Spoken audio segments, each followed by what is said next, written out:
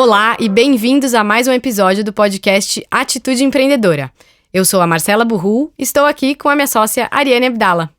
Oi Marcela, oi pessoal que nos ouve. Contando um pouquinho de bastidores para vocês, a gente começou esse podcast na Califórnia. A gente aproveitou uma viagem que a gente ia fazer para lá por causa de um projeto e a gente já estava com vontade de fazer esse podcast e pensou, que lugar melhor para começar as gravações do que o meio do Vale do Silício. Muito simbólico. Então a Ariane vai contar um pouquinho do entrevistado de hoje. Bom, o nosso entrevistado é o professor Robert Siegel, de Stanford.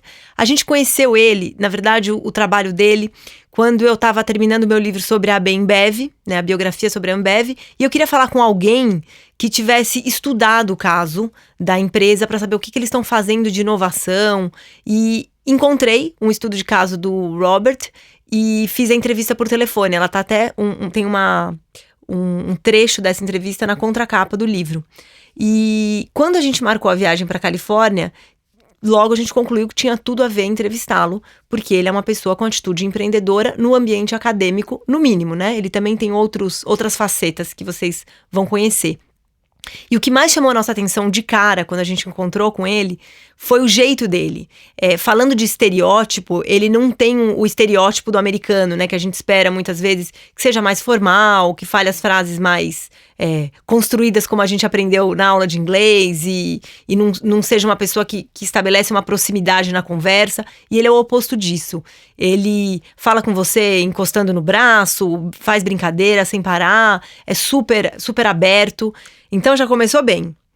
E quando a gente chegou para a entrevista, ele disse que ele é apaixonado por Stanford e que ele dá aula desde sempre. A gente perguntou, né? Desde quando você dá aula aqui? Forever. E ele nos indicou o que a gente devia conhecer no campus. A gente guardou nossas bagagens no escritório dele, foi dar uma volta por ali nos pontos que ele nos indicou. Foi bem legal, né, Má? Foi. E é interessante porque, como a Ariane falou, ele é multifacetado. Além de dar aulas, ele está no conselho de algumas empresas, ele presta consultoria e ele tem um próprio fundo de investimento em startups, claro, com outras pessoas, mas ele é um dos sócios. Chama Exceed. E esse foi até um dos temas da nossa conversa. Como é que tá ao mesmo tempo no mundo acadêmico e atuando tão perto das empresas? O Robert, ele teve uma carreira que ele começou em grandes empresas, ele teve cargos executivos na Intel, na GE. E como professor, ele escreveu muitos estudos de caso sobre companhias grandes e médias, como Google, PayPal, Charles Schwab, Daimler. Ele estudou muitas indústrias. E nessa entrevista, ele refletiu muito sobre o que ele aprendeu estudando esses casos e investindo nos empreendedores. Ele fala de atitude empreendedora tanto pensando nos fundadores das startups que ele cuidou, quanto nos executivos de grandes empresas que fizeram transformações, que foram atrás de inovações. E conta aí, Ari, um pouquinho do que ele falou de mais legal. Uma das coisas que eu mais gostei, Má, foi que ele falou do otimismo. De que um empreendedor ou alguém com atitude empreendedora tem que ser otimista, porque se você não acreditar que aquilo vai dar certo, e isso pode parecer um clichê, mas não é, né? A gente lida com muitas adversidades na vida, assim. A única garantia que a gente tem é que muita coisa vai dar errado pelo caminho. Então, realmente, alguém com uma atitude empreendedora tem que acreditar que aquilo vai dar certo. E foi o que ele viu aí nesses estudos de caso com perfis diferentes de pessoas. E essa entrevista vai ser em inglês, né? A gente optou por não traduzir para não ficar uma salada de frutas. Então, vocês vão ouvir em inglês. E, obviamente, que vocês vão perceber quem é o inglês fluente da história e quem não é. Eu e a Ariane não somos, e o Robert é o nativo. E essa experiência do inglês, eu queria só comentar rapidamente antes da gente soltar a entrevista, porque tem uma história de atitude empreendedora minha e da Ariane principalmente, que acho que vale a gente pontuar aqui. E que quando eu fiz o meu livro sobre a Ambev, teve uma parte que foram as entrevistas internacionais, né, com o próprio Robert, como eu comentei, e várias entrevistas que eu fiz pessoalmente com pessoas que eram autoridades em suas áreas, então advogados, banqueiros, gente de muito peso, que eu ia ter que entrevistar, uma entrevista estruturada, com um tempo curto, e eu falo inglês, faço inglês desde que eu era criança, teoricamente sou uma pessoa que tem um inglês avançado, mas eu não sou fluente e não tinha autoconfiança o suficiente no começo, né? Quer dizer, tive autoconfiança o suficiente, mas foi a duras penas, porque no início eu ficava assim, passava por revisão as pautas, era super desafiador pra mim. E eu quebrei muitas barreiras durante essas viagens, me jogando mesmo e percebendo que mesmo com essas pessoas mais na mais alta hierarquia, né, do mundo capitalista, elas eram muito tranquilas nessas conversas. Elas entendiam o que eu queria dizer, elas estão acostumadas a falar com estrangeiros e tudo fluía muito bem. Então isso aumentou muito minha autoconfiança. Eu fiquei, além de ter desenvolvido meu inglês, desenvolveu ainda mais minha autoconfiança de que não precisa ser perfeito. Isso também é uma atitude empreendedora, realmente, né, como a Marcela observou, porque você tem que se jogar, né? O empreendedor tem que ter um tanto disso de, se você esperar estar pronto, você não vai sair de casa. E isso valeu para o inglês também. Então fiquem agora com o professor Robert Siegel, da Universidade de Stanford. Thank you very much for your interview, Robert. We are very happy to be here at Stanford interviewing you. It was a great talk. It's an honor and a privilege, and please come back and visit again. For sure. Okay. So, the first thing, we believe the world will be led more and more by people who have an entrepreneurial attitude. And by that we mean people with initiative, people that are dynamic, energized, and self-responsible. Do you agree with this? How do you see the role of an entrepreneurial attitude in the companies that you study? I think the key aspect of the attitude is seeing the art of the possible, the art of what happens if it goes right. You know, people often tease Americans that we're the most optimistic people in the world. And what we see here at Stanford, is the extreme implementation of that. There are certain parts of the world where it's what could go wrong and how do we protect against the downside and how do we make sure, especially in a large company, protect the brand. And an entrepreneur says, yeah, but what if it goes right? Like, what if it goes right? And it's the notion of being enthralled and drawn like a moth to a light about what might happen if it goes right. And if you're not careful, the moth will get burned. But if it goes right, it can be actually a beautiful thing. And that mindset has nothing to do with where in the world we come from. It has nothing to do with the size of company. It has to do with almost not naive, but it's a choice to be positive and a choice to see the world positively. And I think that's what all entrepreneurs have in common, is they see an opportunity and believe that they can, with a team of other people, do something that hasn't been done before. Perfect. Great. You are partner at Exceed Capital. What do you look for in the entrepreneurs who are asking for investment? What do you look for in the founders besides their ideas and problem they are trying to solve? What indicates their potential? Exceed Capital é uma empresa que investe em companhias que inovam na área de software, ciência da computação e tecnologia da informação. O investimento é no seed stage, ou seja, bem no começo. So we look at two things, and there's the business aspect of it. So the opportunity. As a venture capitalist, we're looking for the opportunity to have big returns because we're taking a lot of risk. And so financial theory says if you have high risk, you want the potential for high reward. So you look at technical risk, can the product be built?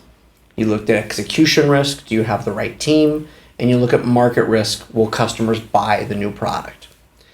The question I think you're really driving at, however, is what are the attributes of the people that come in? And at our fund at Exceed, we boiled it down to four things. The first is we want people who are problem solvers. It's like, okay, it's Tuesday, there's a brick wall in front of us. Are we going to go underneath it? Are we going to go around it? Or are we going to go over it? So that's one, problem solvers. Number two, we want people who are energy creators. And these are people who get you excited about what they're doing.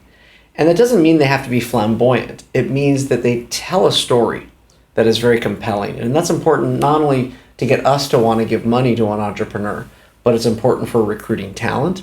It's important for selling a product to customers. And so you have that energy creation mentality and mindset that you know it when you see it.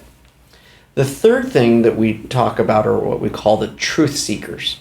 People who have a fierce desire to get it right and not to be right. So we like entrepreneurs who walk into our office and they have an opinion, and we want them to ask us questions and, if you will, kind of pull information and opinions out of us. And we want them to listen to us. We don't want them to do what we tell them to do. But we want somebody who's always seeking input and trying to figure out, okay, what can I learn here? What can I learn here? What can I learn here? And then have them process it and then come up with their own opinions. And the last thing that I would say that we want are people who are what we describe as impatient leaders. You want an entrepreneur who's a little bit broken as a person, not somebody who's a lot broken, but a little bit broken. Somebody who just says, I want to make this happen. I want to make this possible, and I can, and I think I can get it done. And so you want somebody with maybe just a little bit of an edge. Okay. The person cannot be totally happy with the... Entrepreneurs are never totally happy. Entrepreneurs, and it's not that they're unhappy. The best quote I ever saw about this was an interview that was done with Steve Jobs before he went back to Apple. And the interviewer asked him, and said, why are you chasing? He literally had just founded Next. Why are you chasing this next thing? You know, you've just been fired from Apple. You're worth hundreds of millions of dollars. Why would you go do this? And Jobs' reply was, I'm not chasing it. I'm drawn towards it. It's almost like if I don't run as fast as I can, there's like a rope around my body and it's going to pull, and I'm going to get dragged there anyways. And so in order to not be dragged there, I have to keep my feet moving to run. And that's what you see in great entrepreneurs is it's a calling. They're compelled to do it. And it's not that they're unhappy. It's just they don't know anything else how to do except to run towards the disruption. And you highlighted this as the main strength of ABI's executives when I interviewed for the book. And I use this so much now. That was what's interesting about the people that I had the good fortune of working with when I wrote the ABI case, was that all of the leaders were asking, why can't we do this? Why can't we do that? Not like, oh goodness, we'll never be able to do it because. It's like, well, wait a minute, here's a good idea. Let's go try it. These are a problem. Well, okay, let's go try something different. And they're going to have big challenges, but they've got a shot, at transforming that company. Okay, so in Brazil, we have a large distance between universities and companies and businesses. I don't know if you noticed. It is a rare thing to find someone who, like you, can teach at Stanford University and at the same time be an investor. So how would you describe the experience of living in both worlds and being able to do the theory and the practice, and how one helps another? Stanford's a unique place in that over the last 2 decades, the Graduate School of Business has worked hard to bring practitioners into the university setting, oftentimes to co-teach with tenure-line faculty who do the academic research. And you see that blend of the two, which is there's a practical nature to business. So you study trends in academia, but you also, how do you implement it when you're actually out in the commercial world? And so there's a culture here that has, for the last 2 decades in particular, fostered and reinforced this partnership. And it goes back even though it expanded the last 2 decades, when I was a student here 25 years ago, Andy Grove, the CEO of Intel, co-taught a course with Robert Bergelman, one of my colleagues and mentors right now, who I co-teach with. And so I think that you had a culture that never saw commercialization and commercial success as a bad thing. At the same time, when business leaders come here, we're not doing storytelling. We're not just like, here's why this person's a great leader. That's not interesting. What did the executives do in their companies, operationally, strategically, product development-wise, that allowed the organization to be successful, and what can we learn from it? Can we see patterns? Andy Grove foi dos fundadores e CEO da Intel. Ele foi dos responsáveis por levar a empresa à liderança da fabricação de semicondutores, uma parte super importante da fabricação de computadores. And so I think that you have a culture here that makes that happen and allows that to happen. I just got lucky. You know, I was in the right place at the right time. I started working in technology when I was 17 years old. And I've also always enjoyed the classroom environment. Mm-hmm. You know, I've enjoyed that process of learning. And I think the great thing about learning is you always learn new things. And especially as technology becomes more prevalent in so many parts of society, so many businesses are being transformed by technology. You can learn on a consistent basis. I learn from my students probably way more than they learn from me. I watch how they communicate with each other. I watch how they communicate with me. I watch how they interact with products. And so you're constantly looking how the next generation is thinking about things and doing things. And that's different from my children who are younger than my students. Mm-hmm. And I look at how they interact with technology. And so if you have that natural curiosity, that's, I think, part of the cultural draw. And the last thing I would say on this topic is I think people who are drawn to teaching and drawn to learning, at some point in your life, you realize that your purpose is to serve your students, to help them achieve their goals. I think it's really kind of a servant's mindset that whether or not anything goes right in my classroom is if I helped my students take something away mm-hmm. from my class. Did I help them learn something that will be useful for them? Sometimes it's strategy, sometimes it's product development, sometimes it's entrepreneurial finance, sometimes about what's the responsibility of being a Stanford leader. You know, these students come from all over the world, from a variety of backgrounds, and they will leave us and go back to the working world and to their countries, and they will be leaders in their businesses and in their communities. And what's the responsibility that comes with that? And so that's also a big part of I think, what our role here is at Stanford. Nice. Do you consider teaching a calling? Yes. It's absolutely a calling. When I talk to my friends who are religious, you know, the ministers or priests or rabbis or whatever, and ask them, what does faith feel like? Very rarely do they talk about their relationship to God. They talk about serving their congregation. Mm-hmm. And I think that's the closest comparison that I can make, is that my purpose here is to help the students achieve their goals. Always kind of in mind, and trying to remind them, you know, they're starting their journeys. And their journeys, if all goes well, will last decades. And how do you help them, you know, not only be successful, but to do the right thing? Mm-hmm. When did you decide be an investor? And why? So when I graduated from Stanford 25 years ago, I went to work for Intel, and I worked in a group called Corporate Business Development, which was the predecessor of Intel Capital. And we were Intel Strategy Group at the time. I used to say that we were Andy Grove's group of weirdos, right? We were all the people who just didn't fit in. And investing was one of the things that we did as a group to help see what startups were doing, to learn, and also to hopefully strategically align companies to maybe develop technologies that would be complementary to ours. And then I became a product manager, and then I started my own company, and I just kind of continued on, and the investing side was just, you know, I thought it was just something I did for a period of time. And then as my career grew, and, you know, I went to GE and I ran a division of GE, you know, I was never going to go back into venture.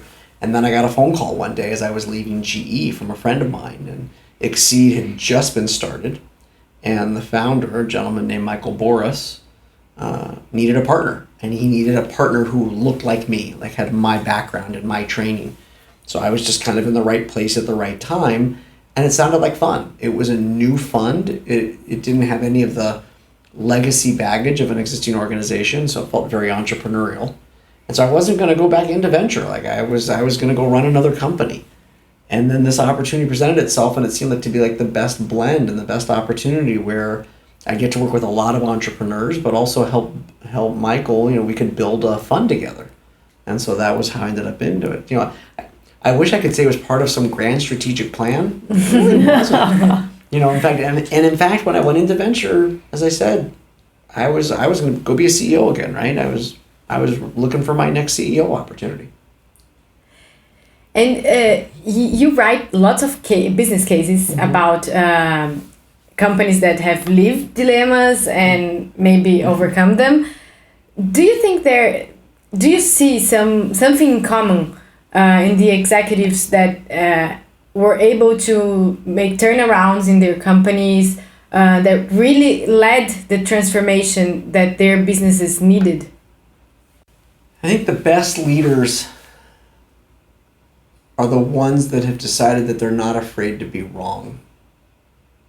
And that they know that if the business needs to be turned around, they're going to have to do things differently. They understand customers. They understand products. They understand both how to run their core business, but also how to manage and lead innovation. They are simultaneously impatient with the pace of change, but they are patient in protecting innovation. Like, innovation is not something that happens only in good times. It becomes a part of the everyday evolution of a company. Nothing's ever good enough. Mm-hmm. And that's not just of the people, it's even in themselves. Like, they always push themselves and push their people to be better. They never ask anything of the people they don't ask of themselves. Oftentimes they're hardest on themselves than anything else. I find the best leaders are often very emotionally self-aware too. Mm-hmm. They understand their own biases and they understand their own development needs. You need to have a softer spot inside if you're going to be successful. Do you remember like a case you like the most to study, or? That's like asking me which of my children do I love the most. I love all my children the same, and they all have different attributes. You know, it's not a case. I don't know that there's a single case that I enjoyed learning about or writing the most. There is one case right now that I love to teach, mm-hmm. which is my case on 23andMe. 23andMe foi a primeira empresa a oferecer testes de DNA em escala. Funciona mais ou menos assim. Os clientes mandam uma amostra de saliva, que é analisada por um laboratório, e depois de alguns dias, eles recebem um relatório falando sobre a ancestralidade e características genéticas relacionadas à saúde. And so Anne Wojcicki is really transforming and seeking to transform the healthcare industry by empowering people to understand their own personal genetics and what that could mean for their health. And I love that case because it touches so many important aspects of privacy and healthcare and humanity and how do we define ourselves, because genealogy is a part of it, and who are we and where are we from. And when I teach that class, not only is there deep science and the implications of the science, and not only are there, do we get into issues about how do really people feel about insurance companies and healthcare companies and pharmaceutical companies, but the ethics become so important. And so I find that the discussions in the classroom are so rich and so not obvious as to what the right answer is. I think another case that really gets on that is if you're familiar with the Wikimedia Foundation, which oversees Wikipedia. And so Wikipedia, which is used in 180 countries and in 180 different languages, how do we define what truth is? Mm-hmm. How do we define how information is spread into society? What are the implications of it? How do you do it with an organization that doesn't oversee the content? They empower the content. How do you have a business model that can be relevant in today's world? And it's such a complex ecosystem. And so the technology is the foundation upon which society gets changed. But being a leader in those companies are some of the hardest problems I've ever run across. Antes de encerrar esse podcast, a gente queria fazer um último comentário, porque no fim da entrevista com o Robert, teve um momento muito emocionante, mas que infelizmente a gente não conseguiu captar em áudio. Não conseguiu porque era inviável. A gente fez uma pergunta para ele, que era a seguinte: no que os robôs nunca vão substituir os humanos? Aí ele parou, pediu licença, perguntou se podia sair um pouco do script e a gente, claro, deixou.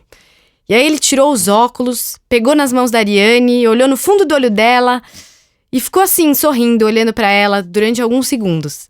E foi uma experiência muito engraçada, muito emocionante mesmo, porque realmente foi fora do script. E aí ele botou o óculos de novo e falou assim: é isso que os robôs nunca vão poder fazer. É o afeto, é o amor, é o contato físico. Então, é um último comentário sobre a entrevista do professor Robert Siegel, que foi um ótimo final para nossa entrevista. E dá até um conforto, né? Pensar que essa aqui talvez seja a coisa mais legal de ser humana. Alguém como ele acredita que não vai ser substituível. Esperamos que vocês tenham gostado dessa entrevista e que estejam conosco para o próximo episódio do podcast Atitude Empreendedora. Se você tem alguma sugestão de pessoa que a gente pode entrevistar, algum comentário sobre as entrevistas que a gente já fez, escreve pra gente. Estamos disponíveis nas redes sociais, no Instagram @atelierdeconteúdo, no Facebook, no LinkedIn e pelo nosso site também, o www.atelierdeconteúdo.com.br. Atelier sempre com R no final, Atelier. Este podcast é uma produção do Estúdio Teses e do Atelier de Conteúdo. Apresentação Ariane Abdala e Marcela Burru e produção de Júlia Fregonese, Vanessa Nagayoshi, Vitória Pirola, Bruna Galati e Maiara Santos. Um abraço para todos e até o próximo episódio. Até mais, pessoal!